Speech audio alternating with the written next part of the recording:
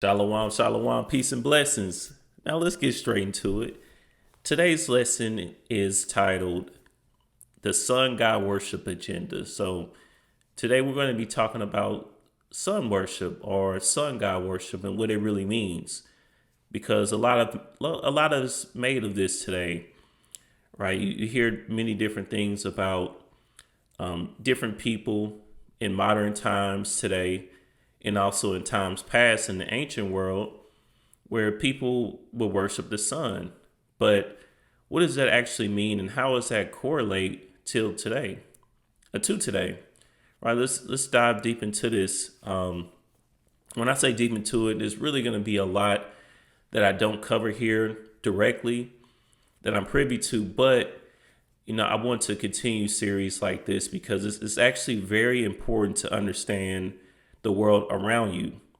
Because if you don't, when different rituals are being played out, these different characters called celebrities and things of that nature, when they when they make certain hand symbols, when they do certain things, you're not going to be able to pick up on what it is unless you have, some type of knowledge base of what's going on the left hand path too as well.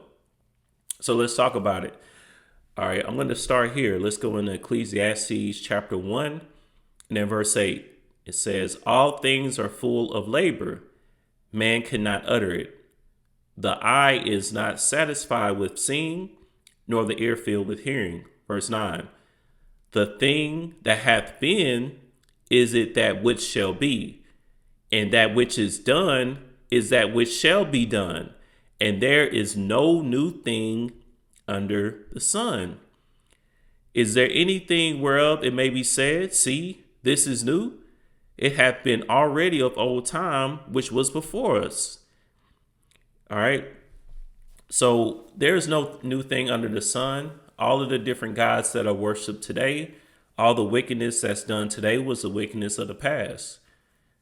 And we're going to see examples of that. And again, this is important to understand because when when certain things play out, if you don't know what's going on, it's just going to fly right over your head. All right. And that's not a good thing because what can happen to you is you can subject yourself to these left hand path ideologies, these energies, these different celebrities. I don't care if it's Kyrie Irving, Kanye West, so on and so forth. You could fall subject to these different rituals that are played out, in today's world if you do not know what's going on. Specifically, now we're talking about sun god worship. Okay. Now, no pun intended here, but it literally says here, no new thing under the sun. Now let's see what is one thing that is not new. All right, that's already been done under the sun, meaning been done in this world. All right, let's get Leviticus chapter 18, verse 1 says, "And the Most High spake unto Moses, saying, Speak unto the children of Israel, and say unto them, I am the Lord your power. After the doings of the land of Egypt, wherein ye dwelt, shall ye not do, and after the doings of the land of Canaan, whither I bring you, shall ye not do, neither shall ye walk in their ordinances."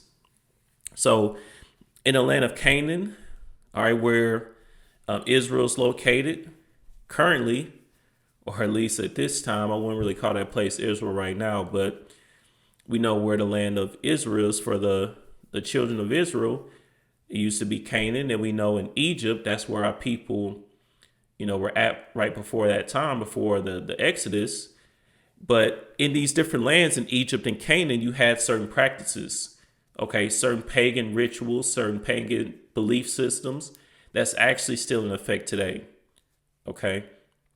So none of these things are done away with. It's just, called different things today. Like they just call it, progressivism and and liberalism and things like that. Just has a different name, but it's the same energies. Okay. Let's think about it. Why do quote unquote Christians, why do you go to church on Sunday? I might go into that, not on this part, but I may go into that next part 2, just kind of showing you that shift between the Shabbat or the Sabbath to Sunday worship. But all these different things have already been done. It's the same things over and over and over. Matter of fact, Christmas is a sun god festival, or a pagan ritual in veneration of a sun god. Okay. But these are all done from the land, from the quote unquote Egyptians, or the ancient people of Kemet in Canaan. Again, these practices are still going on today. So the Most High was telling us here to not partake and walk in the ordinances of these people. Okay. Because a lot of wickedness comes from ancient Egypt. And, I don't know why our people, well, I do know why, but, our people today, they call themselves ancient Egyptians and stuff like that. Well, the scriptures is telling us not to deal with that. All right. And we're going to go more into it. Now let's get Deuteronomy chapter 17 and verse 1 through 3. It says, "Thou shalt not sacrifice unto the Lord thy power any bullock or sheep, wherein is blemish, or any evil favoredness, for that is an abomination unto the Lord thy power. If there be found among you within any of thy gates, which the Lord thy God giveth thee, man or woman, that hath wrought wickedness in the sight of the Lord thy power, in transgressing his covenant, and have gone and served other gods, and worshiped them, either the sun or moon, or any of the hosts of heaven, which I have not commanded, and it be told thee, and thou hast heard of it, and inquired diligently, and behold, it be true, and the thing certain, that such abomination is wrought in Israel." So point is, serve other gods and worship them, either the sun or the moon, in the hosts of heaven. Okay, so you still have that done today. The sun is being worshipped, the moon, the hosts of heaven, meaning the stars, and different the other planets too as well. All right, and what we're going to get an understanding of eventually, I'm not sure how many parts this is going to be. It's going to be more than one for sure, but we're going to get an understanding of what it actually means to celebrate the sun. Because in its simplest form, yeah, you look up at the sun and actually literally worship the sun. But on a spiritual level, it means a little bit more than that. So we're going to get into that. All right, any of the hosts of heaven. But this is done, this was done, originally really with Adam. Okay. Adam ended up, and Eve, they ended up worshiping the sun, the moon, and the other hosts of heaven. All right, that was the first sin, essentially, which is idolatry. All right, and it's still being done today. It's covered, it's masked, so that you would be in idolatry and not even know it. Okay, that's what the people in rulership today, the so-called white men or the Edomites, that's what they have you doing. They have you worshiping different deities, different energies, okay, keeping pagan celebrations, pagan festivals, without you realizing what's going on, at least to most people. They don't know what's going on. Okay, but these things are going to be revealed here soon. Let's get Revelation 11 and 8 really quickly.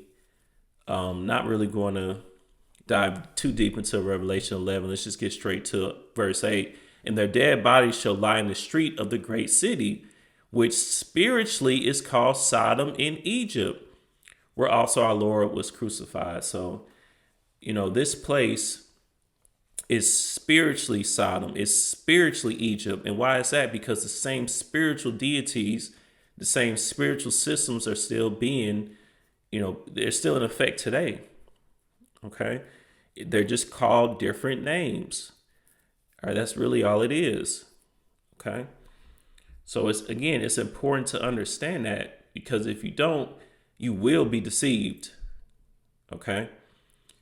I see brothers that, that's in its knowledge, that's keeping, at least, to the best of their abilities, try to keep the statute, laws, and commandments. They fall for different, rituals and things all the time when it's, put out in front of people, because they, from a surface level, at least, they don't have a certain understanding of how these dynamics work. So, my prayer for you is that you understand these things so you don't get deceived too. But anyways, it says right here, solar deity, sun god and sun goddess, redirect here. Let's see. So it says a solar deity or a sun deity is a deity or like a god who represents the sun or an aspect of it. Such deities are usually associated with power and strength. Solar deities and sun worship can be found throughout most of recorded history in various forms. That's right.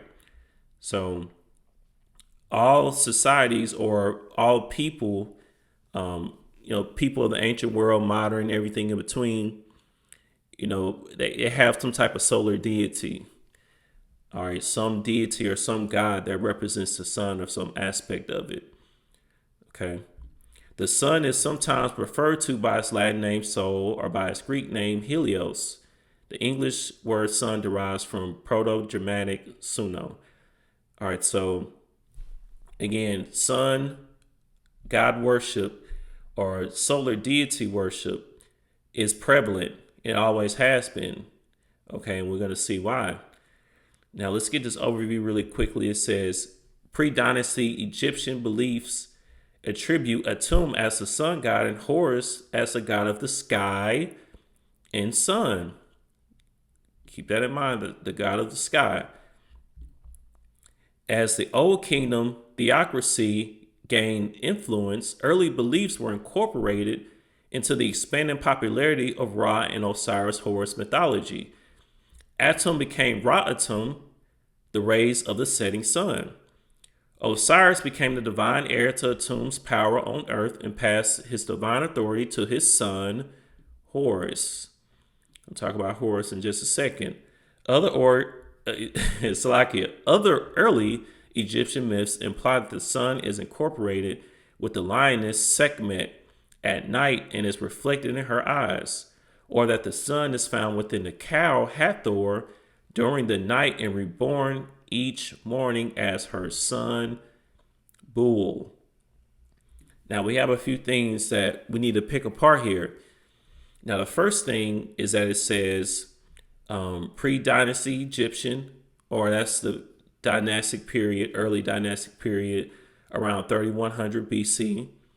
Beliefs attribute Atum as the sun god and Horus as the god of the sky and the sun. Let's get some more on Horus really quickly here.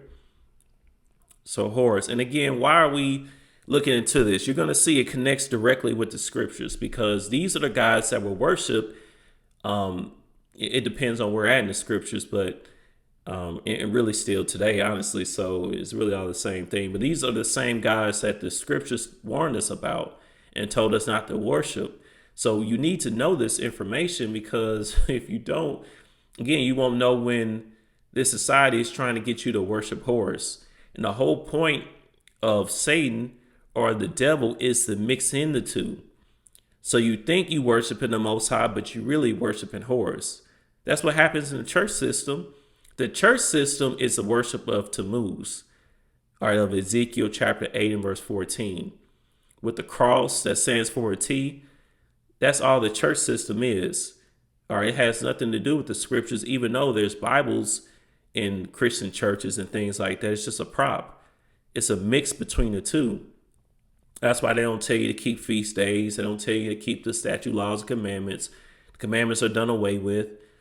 All right, they have all these, these pictures of Caesar Borgia, all right, in the church building more times than not.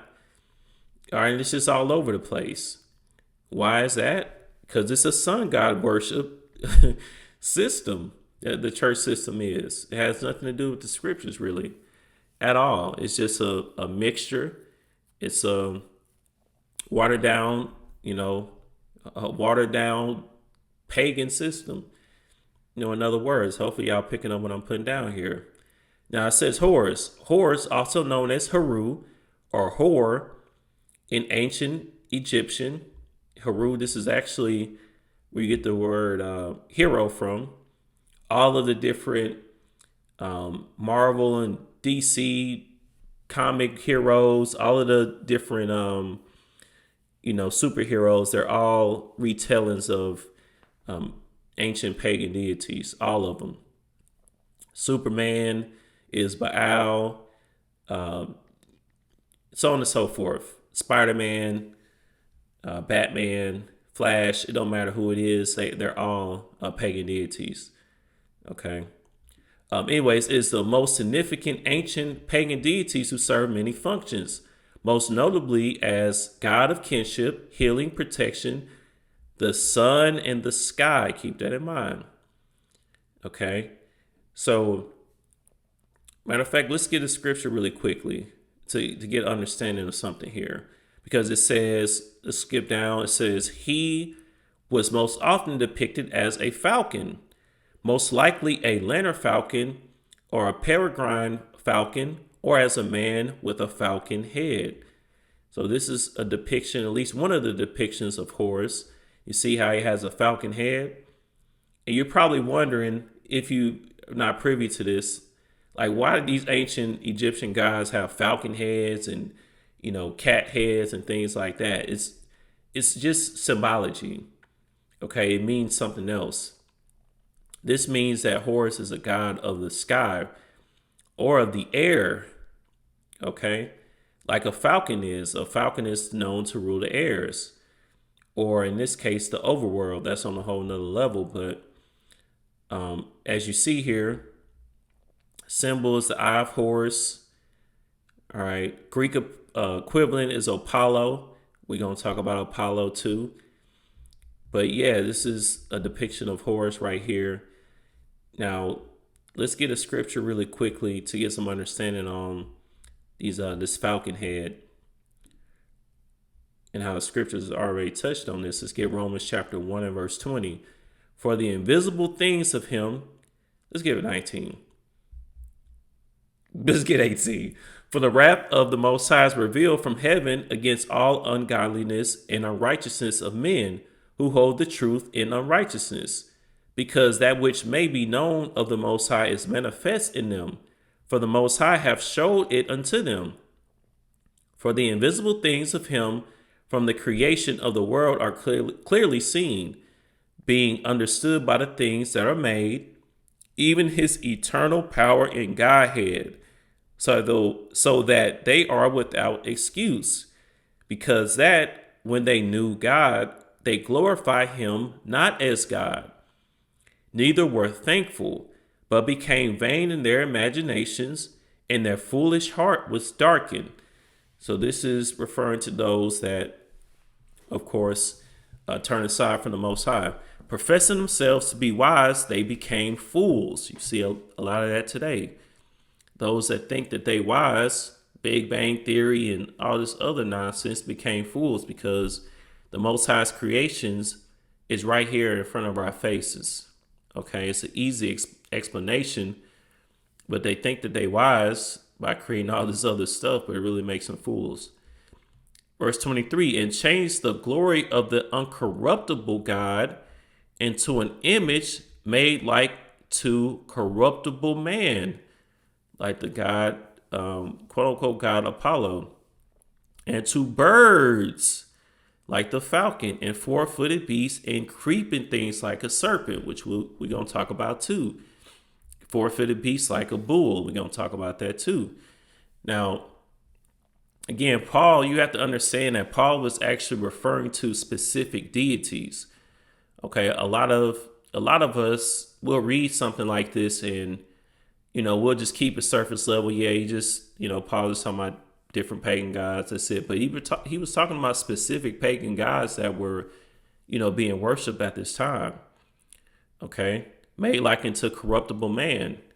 All right, like the different images or the different quote unquote men and women too, of course, that were made in the likeness of these different pagan deities in ancient Rome and ancient Greece. Okay, but let's go back into Horus really quick. Now, on this excerpt here, it says Horus. Horus was a fierce and proud ancient Egyptian god. He was the son of Osiris, which is a major pagan deity too as well in the Egyptian mythos, the god of air and the earth, and the goddess Isis. So it says the god of air. Where do we see that in the scriptures? Let's get it. This is Ephesians chapter 2 and verse 1. And you hath he quickened, who were dead in trespasses and sins, wherein in time past ye walked according to the course of this world. What's the course of this world? What's walking according to the course of this world? According to the prince of the power of the air. So the god of the air, the power of the god of the air. All right, see, of Horus, or at least when I say of Horus, of the different deities also in different cultures that are essentially just Horus in different retellings, whether it's the ancient Greeks and Romans and so on and so forth. All right. The spirit that now worketh in the children of disobedience, even until today. Most people are walking according to the course of this world, according to the prince of the power of the air, or Horus, or Osiris, Ra, so on and so forth. Okay, it's not locked into just this one deity, Horus, because all the left-hand path energies or gods are really just of different versions of the same thing. Either you hot or you cold, right? Either you are the Most High or you not. So all of this stuff, even though they're given different names, there's different gods and deities, moon goddesses, sun goddesses, right? Sun gods, moon gods, whatever the case. All the same thing. That's what Paul was getting at here in Ephesians 2 and 2. Okay, you see the link up though? The power of the air. Horus is the god of the air. Okay. And speaking of, let's go into this. Now, we are probably familiar with this movie. It's talking about, the movie is called Air. Okay. This is apparently a movie about Michael Jordan and him signing with Nike and things of that nature. But from what I hear, is really mainly talking about Michael Jordan's mother, which they do with a lot of these movies nowadays. You know, when it's really supposed to be, when the movies are really supposed to be about a particular man or a male figure, they end up spending it only talking about the woman, man. Like it was Michael Jordan's mom that, you know, she the reason that he is who he is, and I guess to a certain extent, but the movie should have been more focused on him, right? But anyway, that's a whole nother story. That's the woman worship agenda. But anyways, you got Chris Tucker, Ben Affleck, Viola Davis playing as Michael Jordan's mother. But it says here, some icons are meant to fly. Air. The movie is called Air, and we just saw in Ephesians 2 and 2, according to the prince of the power of the air, and that Horus was the god of the air, right? You may say, nah, you reaching. Okay, let's get a little bit more then, because it says here, some icons are meant to fly. What you have to understand is that they pick these words very carefully. That's how this works, man.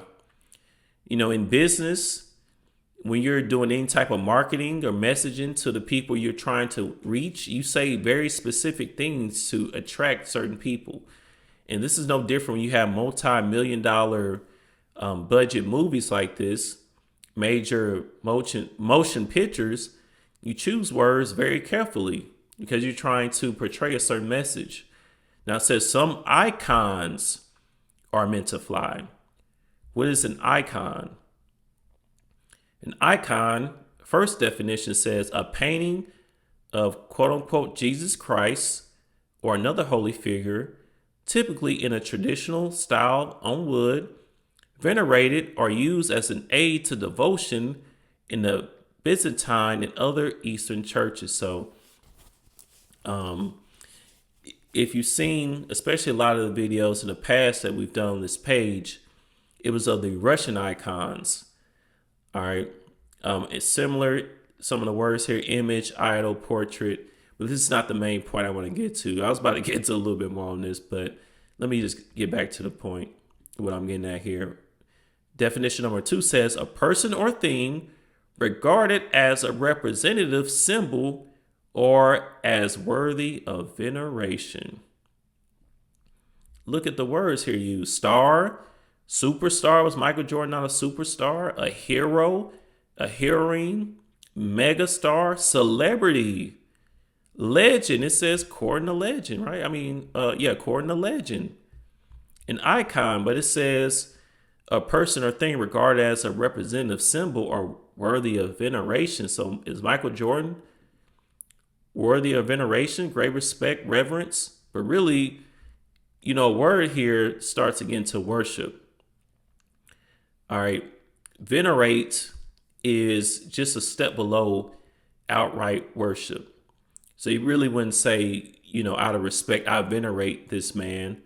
You wouldn't really say that because it's more going into worship. You could just leave it at respect.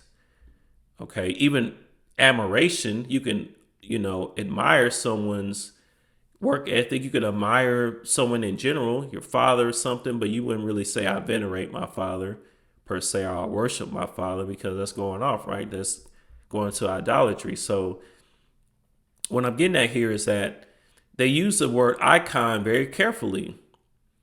All right, because Michael Jordan is a star, superstar, hero, a megastar, celebrity. And they tell you that he's an idol. Okay. He's someone that's worthy of veneration. But why? Because he is a representation of Horus. He is the god of the air. That's why they named the movie Air. It's an allusion into Horus or Ra or the different Egyptian deities. Okay.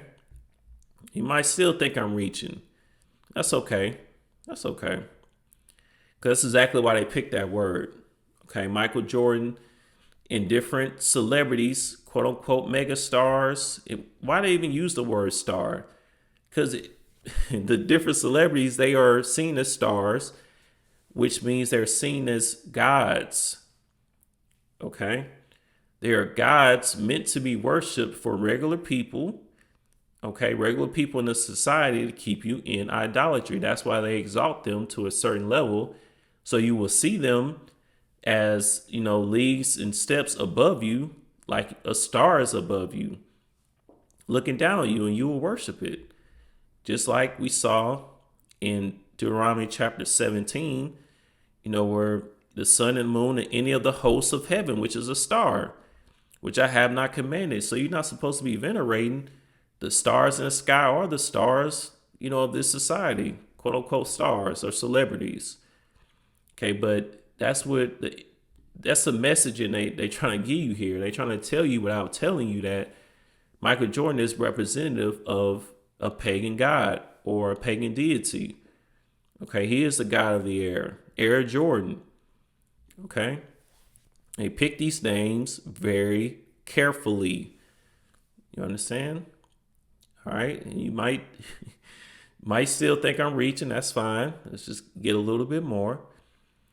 Now, anybody that's familiar with the Michael Jordan era of the, kind of mid 80s, I believe he got drafted in 83, 84, all the way up to the 90s when he started winning the championships, 90 to 93 and 91 to 93, and then 95 to 98.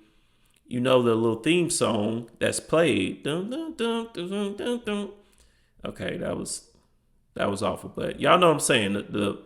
The starting lineup song is called Serious. All right, by the Alan Parsons Project. That's a little theme song. Okay, like if you watch The Last Dance, then you know that song too. They always playing it. But that's like the theme song that the people still know the Bulls by. Okay. Now let's look into it though. Let's look into this song. Serious. It says Serious. This is where you get Siri from. Okay. Is an instrumental by British rock band, the Alan Parsons Project, recorded for their sixth studio album, Eye in the Sky. Nearly 2 minutes long, it segues into Eye in the Sky, the song. You got the album Eye in the Sky and the song Eye in the Sky on the original recording. From the 1990s onward, Sirius has become a staple of many college and professional sporting events throughout North America, most prominently Chicago Bulls games. Now let's see. I'm going to kind of skip down here. It says Sirius is best known in the U.S. as the instrumental song that was used to introduce the starting lineup of the Chicago Bulls for home games at both Chicago Stadium and United Center during their run of the 6 championships from 1984 to 2004. All right, so now I'm about to make this connection here. Why is this called Eye in the Sky? We did see that Horus was the god of the sky, right? Right? And then we saw that Paul told us to not walk according to the course of this world, the god of the air, the prince of the power of this world. All right. And then look at the thumbnail that the Alan Parsons Project happened to use in the album, The Eye of the Sky. Okay, I think if I play this, y'all wouldn't really be able to. I don't think the music comes through. But either way, let's look. Now you see this Egyptian eye here? You've probably seen this before in one way or the other. Okay, this is the Eye of Ra. The Eye of Ra is implicated in many areas of Egyptian religion, including the cults of many goddesses who equate themselves with it. Okay, also, let's go to Ra. So again, this is the Eye of Ra. Michael Jordan is likened to Ra, likened to Horus. He's likened to a sun deity, an icon, someone to be venerated. All celebrities, I won't say, I guess not every single quote unquote celebrity. Really, no, you could say every single quote unquote celebrity, they're made out to be a different form or version of one of these pagan deities. You just don't know it. They show you in different ways, with different hand symbols and things of that nature. When you have a deeper understanding of the different aspects of these different pagan deities and the different pagan deities in itself, you can get an understanding of that. Okay. But you see the connection here? Why in the world would the Alan Parsons Project use this Egyptian Eye of Horus or Eye of Ra as the thumbnail or the picture of this album, Eye in the Sky? Okay. And the movie is called Air. It's meant to have you think that this movie is called Air for Air Jordan, right? But no, it's not. That's not it. There's a spiritual left-hand meaning behind this. That's why he's called an icon. And yes, you may say the word icon. It's just iconic. He was, quote unquote, iconic. Yes, of course, obviously. But it's a deeper level to that. There's a spiritual aspect to this. Everything is spiritual. Brothers and sisters, everything is spiritual. Okay, we wrestle not with flesh and blood. All right, let's get that. Matter of fact, let's get that real quick so we get an understanding, man.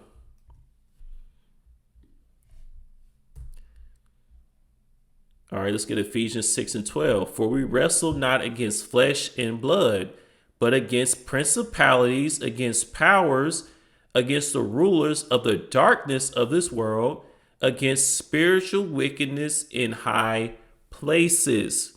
Everything is not just flesh and blood. Everything is not as simple, even if that's what you want it to be. All right. Don't think that they're not always trying to pull a quick one on you. Okay. That's the energy that they coming with here, man, is the Eye of Ra, the Eye of Horus, so on and so forth. That's why the Alan Parsons Project, which is a rock band that created this song, that's why they use that as the thumbnail or the image for the album, man. That's exactly why, because Michael Jordan was courting the energy of Horus, of the bull that was worship. Okay? And I pulled up Ra. He's just another Egyptian deity, essentially. Also a deity of the sun. He was a sun god too as well. Okay, he ruled in all parts of the created world, the sky or the air, the earth and the underworld. He was the god of the sun, order, kings, and of the sky. Okay, he was portrayed as a falcon and shared characteristics with the sky god Horus too as well. Okay, now let's see. It says the coat of the Minerva's bull, an embodiment of Ra, had its center in Heliopolis, and there was a formal burial ground of the sacrifice bulls north of the city.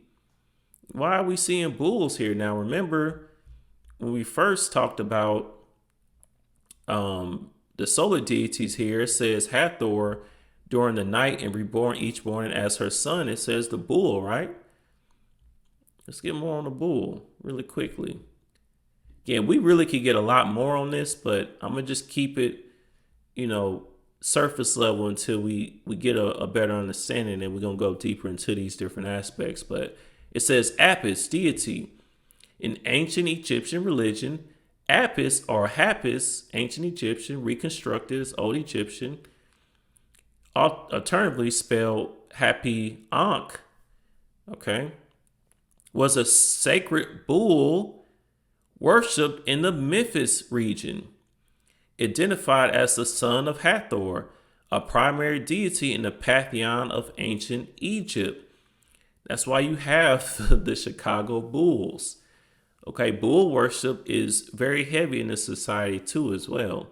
Initially, he was assigned a significant role in her worship, being sacrificed and reborn. Later, Apis also served as an intermediary between humans and other powerful deities. Originally Ptah, which is another major deity worship in Egypt. Later, Osiris, and then Atum. Okay. The Apis bull was an important sacred animal to the ancient Egyptians. Okay.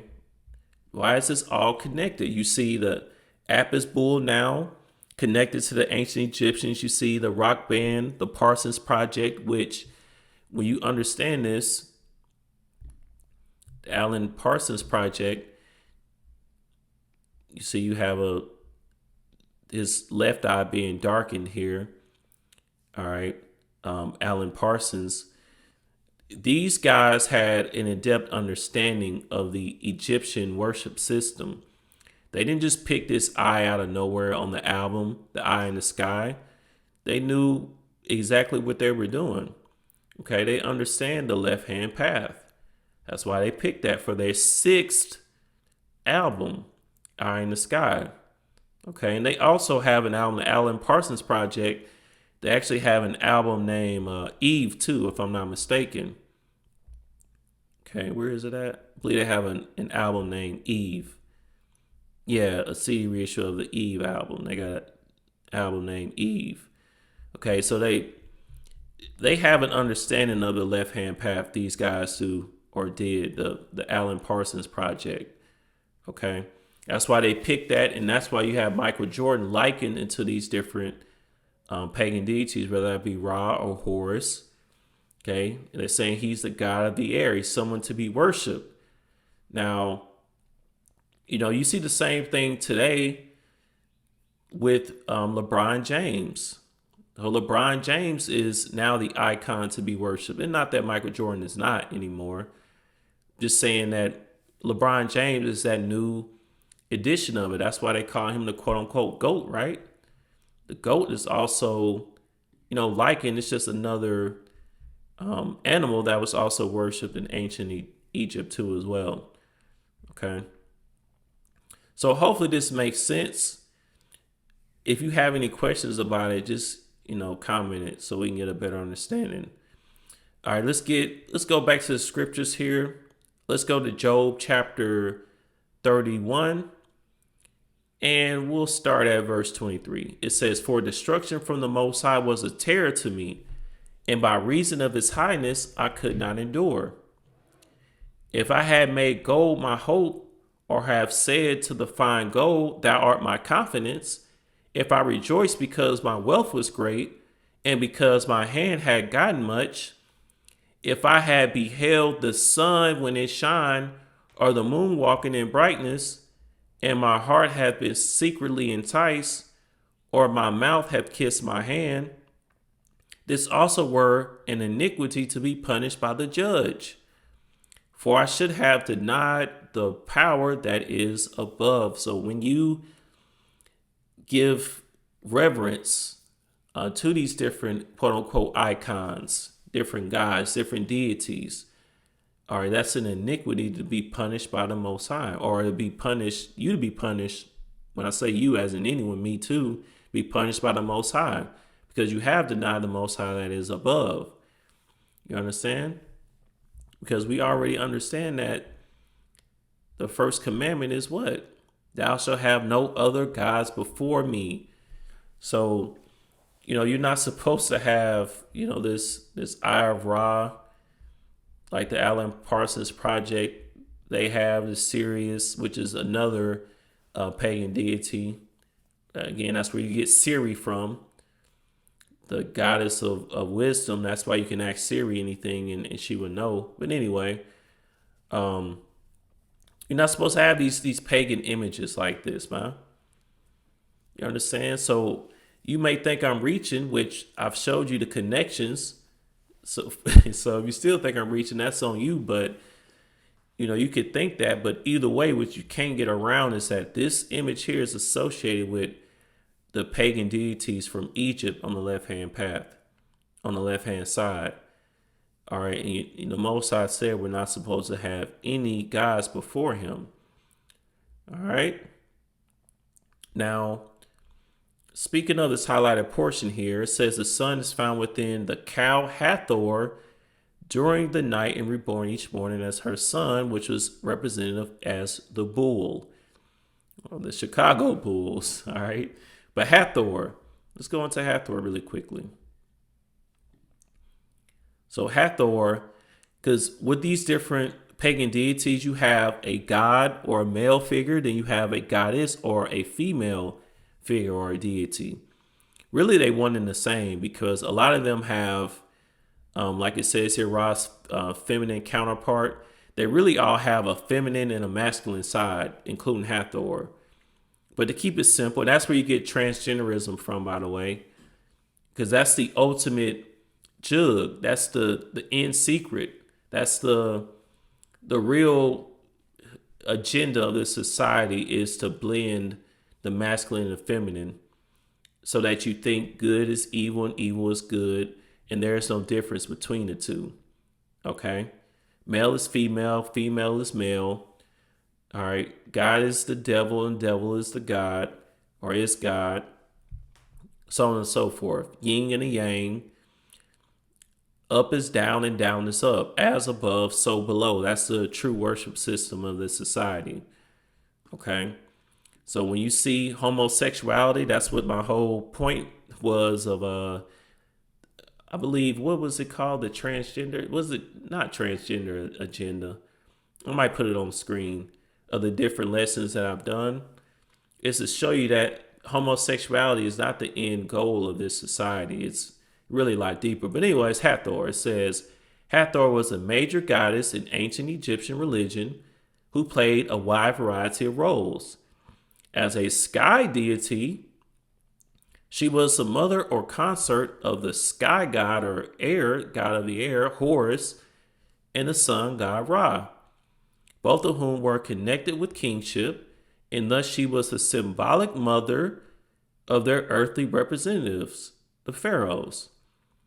Okay, I'm going to skip down here just for the sake of time. It says Hathor was often depicted as a cow, symbolizing her maternal and celestial aspect. Now, why is that? So this goddess Hathor was depicted as a cow. Who else did we see depicted as a cow? Beyonce. Y'all remember this? And look at her. Look at these horns on top of her head. Anyone think this is of the Most High? What she's saying is that she's Hathor. She's a goddess. She's to be worshipped. Okay? You understand? She's Hathor. See the different, you see the sun disk on top of her head with the serpent coming out, which we're going to talk about the serpent and the different horns. The horns here. The serpent and the sun disk, because she's a sky deity, a goddess of the air. She's to be worshipped, Beyonce is. Okay, that's exactly what it's saying here. Okay, that's what Beyonce is trying to symbol or to signal to the masses of people.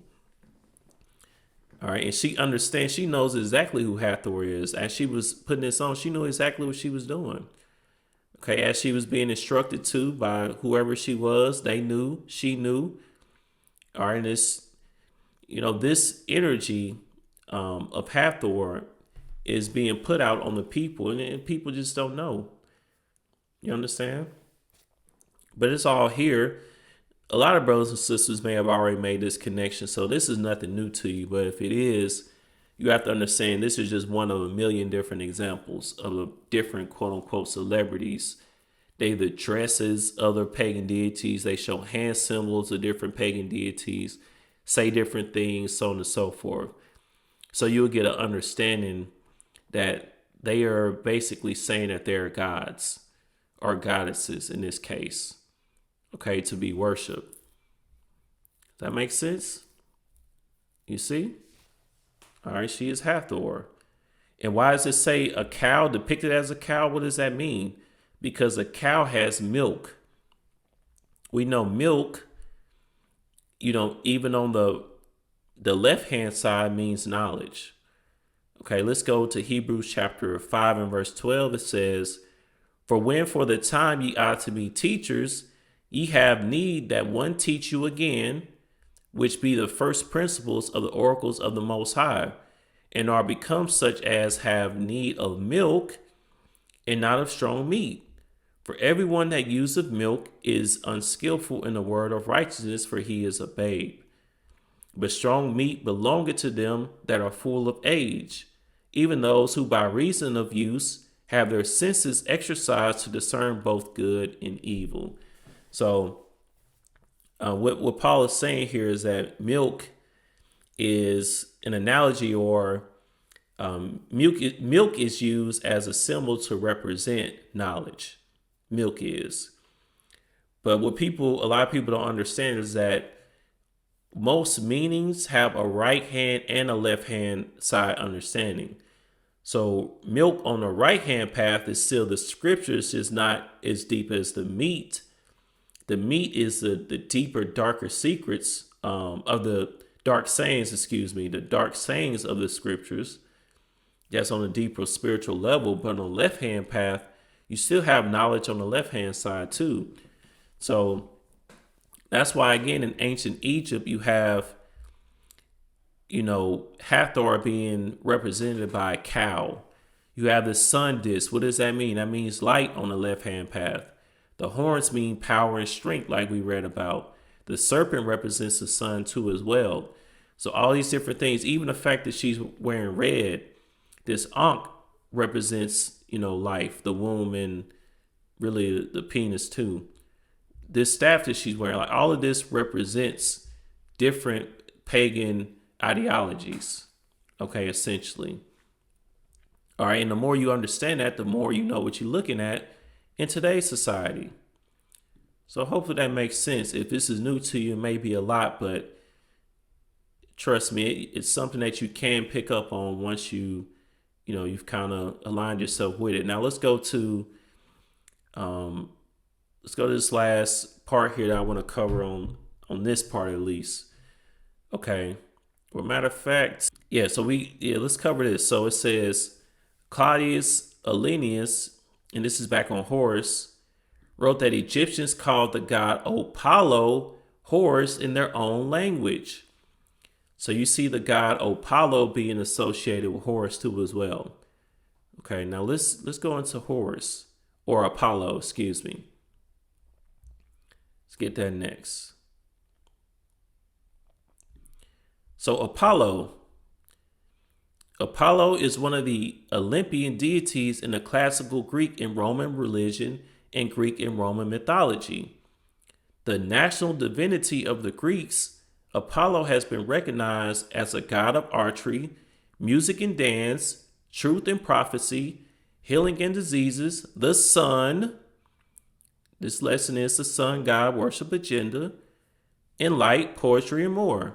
One of the most important and complex of the Greek gods, he is the son of Zeus and Leto, and the twin brother of Artemis, goddess of the hunt. We talked about this goddess before. It's in the scriptures, right? Okay. Seen as the most beautiful god and ideal of the Choros, a Phoebe or a beardless athletic youth, Apollo is known in Greek influenced Etruscan, mythology as Apullu. Okay. So it says, as the patron deity of Delphi, Apollo, oracular god, the prophetic deity of the Delphic oracle. Apollo is the god that affords help and wards off evil. Various epithets call him the averter of evil. So this is a rendition here of Apollo. Of course, the Greek and Roman version of the sun god, mainly to the Greeks. Okay. You see a symbol here of Apollo is a laurel wreath, the python, bow and arrows. We're about to go into that in a second.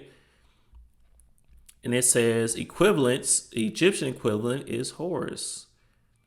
Okay, now in Etruscan is Apullu, like we read. But let's go into something really quickly, because I'm going to make one last connection on this lesson, then we're going to cut it off into different parts. But let's look at something here. Now, first, actually, let's go into Delphi.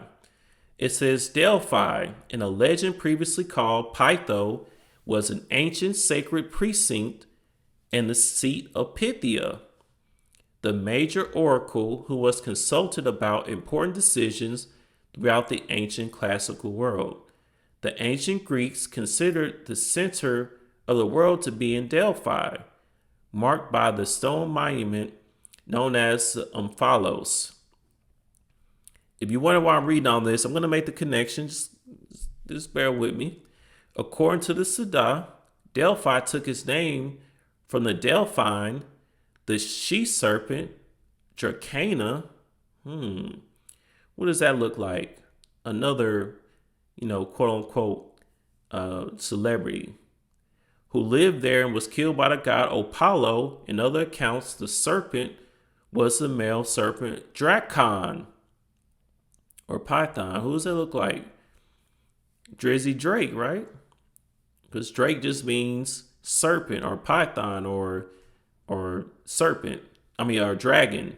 We're going to get into that too later. But for now, I want to show you this connection now. This is the Oracle of Delphi.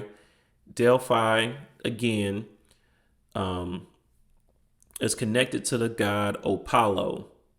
Okay. Now this is Delphi. And let's go back to how this connects to Apollo so we can make one last connection here. This is Apollo was the patron deity of Delphi. Okay. And the deity of the Delphic oracle. The Delphic oracle is in the scriptures. We're going to read about that in just a second. Okay. This is the high priestess of the temple of Apollo at Delphi. Okay. Now that leads me to here. Kappa Alpha Psi. Right? Now you may be wondering, what does the god Apollo, the oracle of Delphi, what does that have to do with Kappa Alpha Psi? And what does this have to do with sun god worship? Because everything we talked about is sun god worship here. Beyonce showing that sun disc on her hair with the horns, Hathor, Michael Jordan and the Chicago Bulls, the movie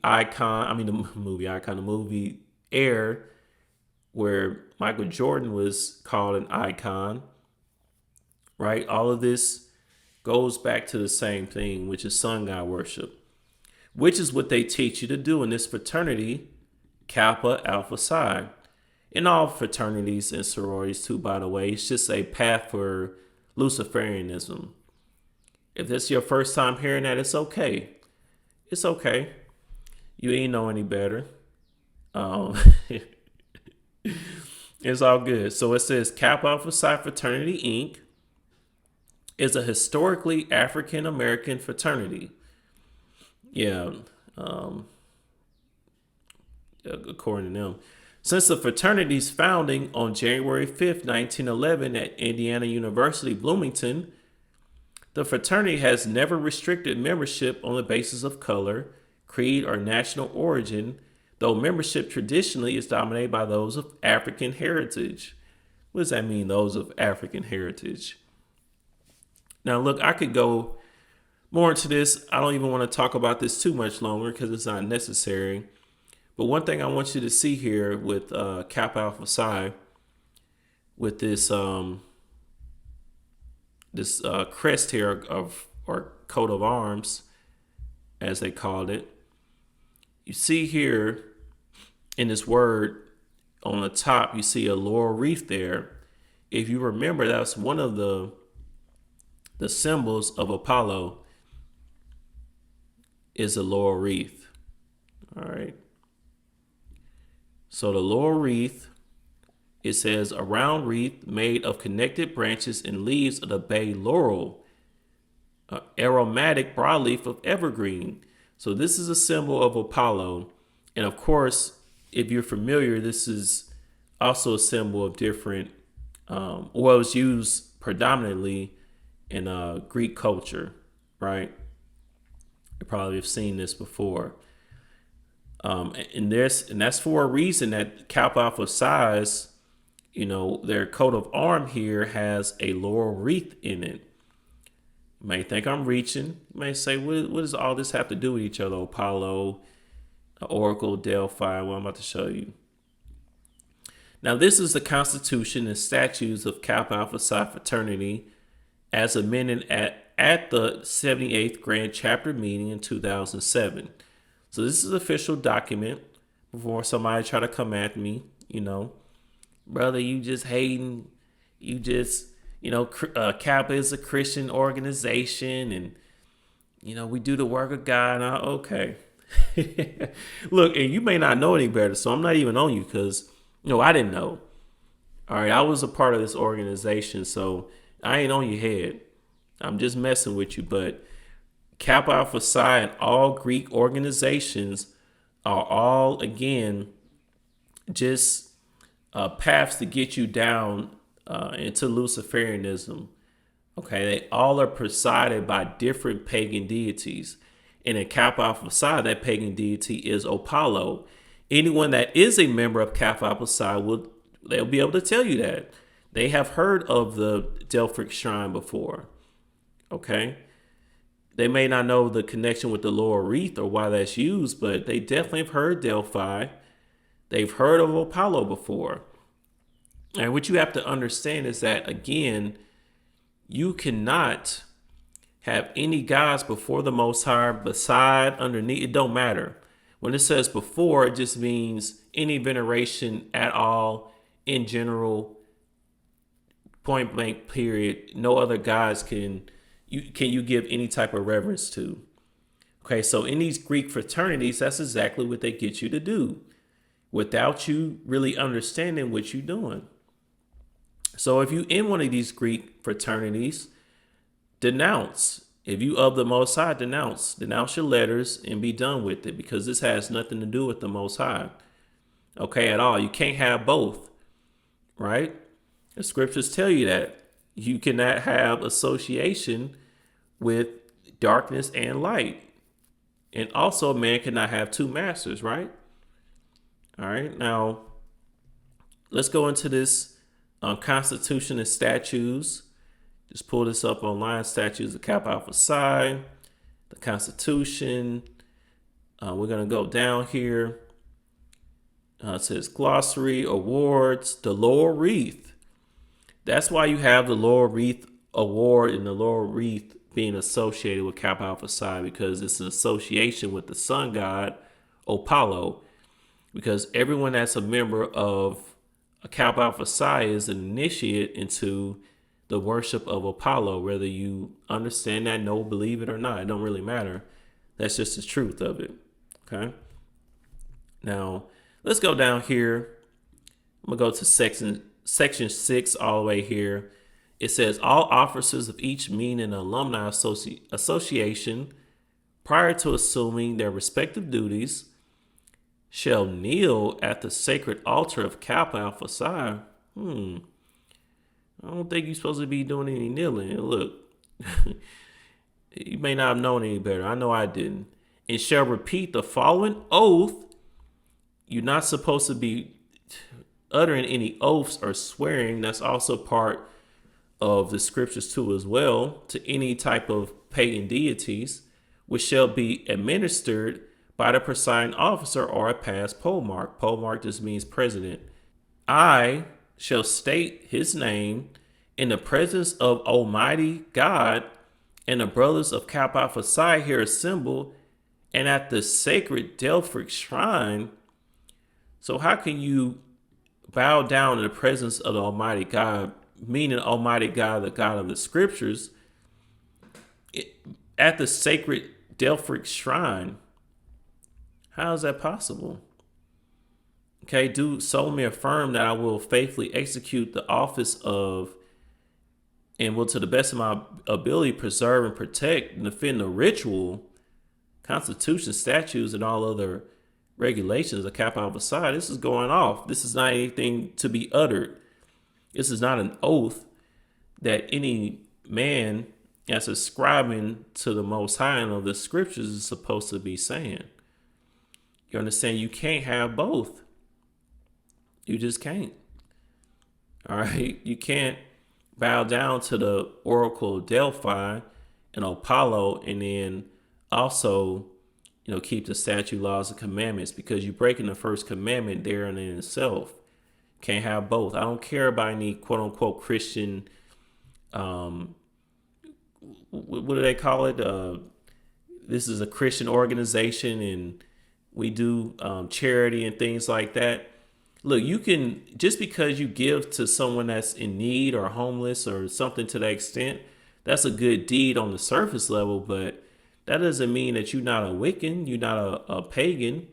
A pagan can give to a homeless person or someone that's in need. That doesn't mean you keep the statute, laws, and commandments.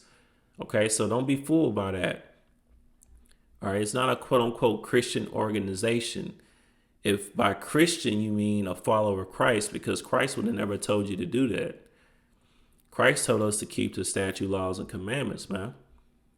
Okay. Now, you also have here, this is one of the ritual books. And that in itself, like the Most High gives you the word here openly. Okay, you're not supposed to have any secret organizations and secret sayings and only people of your organization. That's a secret society. What makes you any different from the Masons, which we know that Kappa Alpha Psi and all major fraternities and sororities come from Masonry anyways. But it says here, this watermark is kind of covering, but it says the altar of Kappa Alpha Psi. If you see here, it says the Delphic shrine here is placed in the center of the room and covered with crimson and cream coverlet. So any of y'all brothers and sisters that's ever been a part of or currently is a part of any Black Greek letter organization, you already understand that you did some stuff that you didn't fully understand what you were doing. You know it's off. So don't try to fake the funk. If this lesson happens to end up reaching those that, don't really understand yet, don't even try it, because you already know you did something that has nothing to do with the scriptures. Okay. If so, just find it and show it to me. Show me the scripture where it says to walk around in a room in circles, blindfolded, saying oaths and things of that nature. These are secret societies. This is all part of the left-hand path, or Satan's, Satan's agenda per se, or he's just doing the will of the Most High to keep those that are meant to be deceived. Okay, so you have to come out of this if you're a part of one of these organizations. If you want to be, closer to the Most High and keep His statute, laws, and commandments according to the Word, then you have to flee these organizations. Flee all appearance of evil. Okay. Now let's see. Let's get 2 Corinthians chapter 11 and verse 14, and I believe. Now we got two more things, and then we're gonna be out. 2 Corinthians 11 and 14, it says, "And no marvel, for Satan himself is transformed into an angel of light." Why is that? Because Satan deceives those into believing that they are keeping, well, I won't say keeping the statute, laws, and commandments, but that they are following the Most High of the scriptures, but really you fall in the left-hand path. That's why it's mixed in together. A great deception has to have the appearance of something else. All right? It has to. If not, it won't be a great deception. And so any great deception has to have the appearance to be, whatever that deceiver is trying to get you to believe. So, in these organizations, they throw on the word Christian and, deltas for Christ, alphas for Christ, kappas for Christ, or whatever the case. So you will think that you're doing something that's right. And nobody talks about this, right? At least on the masses. So that way you would be deceived. But no, it's a work of Satan. So, flee those organizations. Just here, just to get you further proof too as well. In Acts chapter 16 and 16, it says, "And it came to pass, as we went to prayer, a certain damsel possessed with a spirit of divination met us, which brought her masters much gain by soothsaying." A spirit of divination. A certain damsel possessed with a spirit of divination. Where is that? Where did we just see that? If we look at the word here for the divination, right here, matter of fact, I'll just show you. In the Blue Letter Bible or in any concordance, if you look here for the word divination, it says G4436, Python. Okay, G4436 Python. From Putho, the name of the region where Delphi, the seat of the famous oracle, was located. Okay, divination, which is something the Most High told us that we cannot do. We cannot be diviners. Okay. In Greek mythology, the name of the Pythian serpent or dragon that dwelt in the region of Pytho at the foot of Parnassus in Phocis, and was said to have guarded the oracle at Delphi and have been slain by Apollo, the spirit of divination.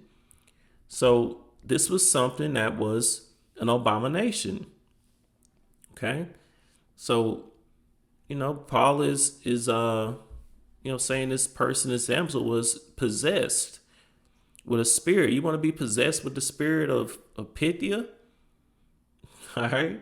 The oracle of Delphi, an oracle meaning a diviner. I was there at Delphi in Greece, slain by Apollo. We're not called to be diviners, man. You're not supposed to be a diviner. I believe that's in Deuteronomy 18, man. Let's get it. So, Deuteronomy chapter 18, let's get verse 9. It says, "When thou art come into the land which the Lord thy power giveth thee, thou shalt not learn to do after the abominations of those nations." We just talked about this is where the worship of Apollo, the Greek letter organizations, they come all the way back to the very beginning. But to just stem it back, they come from the pagan worship of the Greeks. So being in a Greek letter organization is not a good thing because you're worshiping the Greek gods of the so-called white Greeks, that ruled at that time. Okay, that's where they got that from. All of the quote unquote founders, they were all pagans, man. That's it. And again, it goes back even further than that to ancient Egypt, but on the simplest level, in verse 10, there shall not be found among you anyone that maketh his son or his daughter to pass through the fire, or useth divination, or an observer of times, or an enchanter, or a witch, or a charmer, or a consulter with familiar spirits, or a wizard, or a necromancer, or someone that communicates with the dead, or a diviner. Let's just go into that really quickly, and then we'll head on out for this time. A diviner, look, says divination, witchcraft, false prophets of the nations, Balaam, of a good sense, no. Well, it could be in a certain extent, I guess, but divination itself, no, of course not. All right, of an oracle, you see. So oracle is normally a woman that gives divinations or soothsayings of certain prophecies. That's why it says of false prophets, of things in the left-hand path. If you've seen the movie 300, you saw an oracle.